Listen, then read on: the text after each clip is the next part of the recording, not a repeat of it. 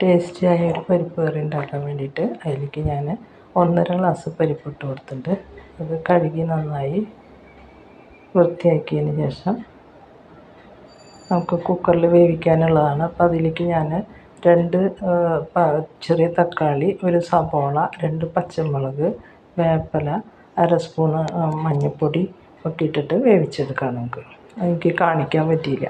അപ്പോൾ ചട്ടി വെച്ചിട്ട് അതിൽ 2 ടേബിൾ സ്പൂൺ വെളിച്ചെണ്ണ ഒഴിച്ച് കടുക് ഇട്ട് കൊടുത്തിട്ടുണ്ട്. അത് പൊട്ടി വരുമ്പോൾ നമുക്ക് ഒരു ചെറിയ സ്പൂണ് ഉഴുന്ന് പരിപ്പ് ഇട്ട് കൊടുക്കാം.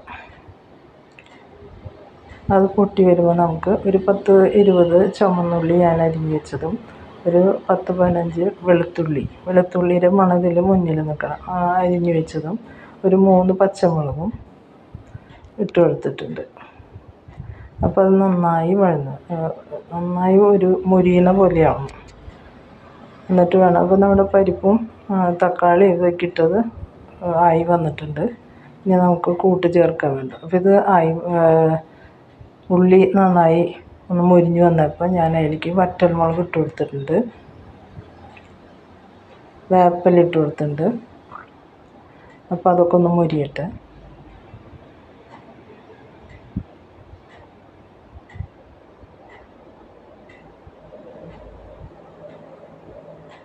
ഇതിലേക്ക് ഞാൻ വറ്റൽമുളക് ചതച്ചതാണ്, സാധാ മുളക് പൊടിയല്ല, വറ്റൽമുളക് നമ്മൾ വീട്ടിൽ ചതച്ചെടുത്താണ്.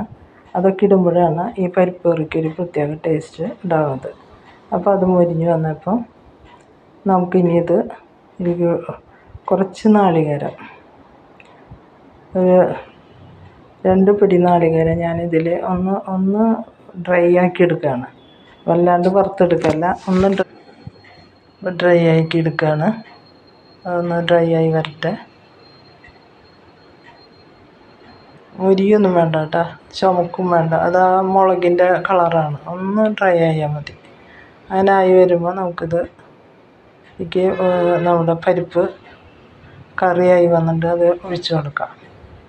വളരെ ടേസ്റ്റി ആയിട്ടുള്ളൊരു പരിപ്പ് കറിയാണ്. ഇപ്പം നിങ്ങൾക്കിനി വേറൊരു കറിയുടെ ആവശ്യമില്ല, അത്ര ടേസ്റ്റാണ് ഈ കറി. പരിപ്പല്ലേ എന്ന് വിചാരിച്ചിട്ട് നമ്മൾ തള്ളിക്കളയണ്ട. അങ്ങനെ ഉണ്ടാക്കി നോക്കുമ്പോൾ പരിപ്പ് കറിക്ക് നല്ല ടേസ്റ്റാണ്.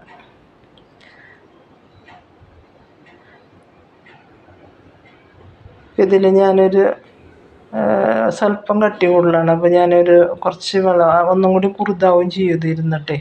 അപ്പോൾ നമുക്ക് ഒന്ന് ചൂടുവെള്ളം നമുക്ക് കുറച്ചും കൂടി ഇതിൽ ഒഴിച്ച് കൊടുക്കണം. ഒരു ചെറിയ സ്പൂണ് ജീരകം പൊടിച്ചത് ഞാനിതിൽ ഇട്ട് കൊടുക്കുന്നുണ്ട്. ചെറിയ സ്പൂൺ തന്നെ ഇടാൻ പാടില്ല, അധികമാവാൻ പാടില്ല, കയ്പ്പ് വരും.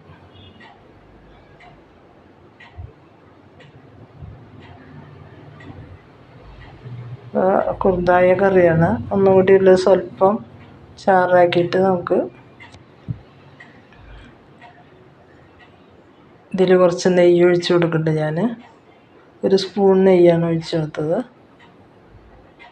അപ്പോൾ അതും കൂടി ചെല്ലുമ്പോൾ ഈ പരിപ്പ് കറിക്ക് നല്ലൊരു മണവും അതുപോലെ തന്നെ ടേസ്റ്റും ഉണ്ടാവും. അപ്പോൾ ഈ കറിയും ഞാൻ പപ്പടം വറുത്ത് വെച്ചിട്ടുണ്ട്. ഇനി അത് പോരാന്നുള്ളവർക്ക് നമുക്ക് ഓംലേറ്റ് ഉണ്ടാക്കി കൊടുക്കാം. പിന്നെ എന്തെങ്കിലും ഒരു തോരൻ വേണമെങ്കിൽ മതി. ഈ കറി മാത്രമേ വേണ്ടൂ നമുക്ക് ഭക്ഷണം കഴിക്കാൻ. അത്ര നല്ല പരിപ്പ് കറിയാണ്. കണ്ടോ, നല്ല ടേസ്റ്റായിട്ടുള്ളതാണ്. അപ്പോൾ ഇങ്ങനെ ഒന്ന് ഉണ്ടാക്കി നോക്കുക പരിപ്പ് കറി. നിങ്ങൾക്ക് ഇഷ്ടപ്പെട്ടാൽ ലൈക്ക് ചെയ്യുക, ഷെയർ ചെയ്യുക, സബ്സ്ക്രൈബ് ചെയ്യുക. അപ്പോൾ ഇനിയും നമുക്ക് വേറൊരു വീഡിയോ ആയിട്ട് നാളെ നമുക്ക് കാണാം. ഒരിക്കലെങ്കിലും ഇങ്ങനെ ഉണ്ടാക്കി നോക്കിയോളൂ. അതിങ്ങനെ പിന്നെ ഉണ്ടാക്കുള്ളൂ പരിപ്പ് കറി. അതാണ് അത്ര ടേസ്റ്റാണത്. അതിൽ നെയ്യൊക്കെ ചേർക്കണം കേട്ടോ. Okay, by.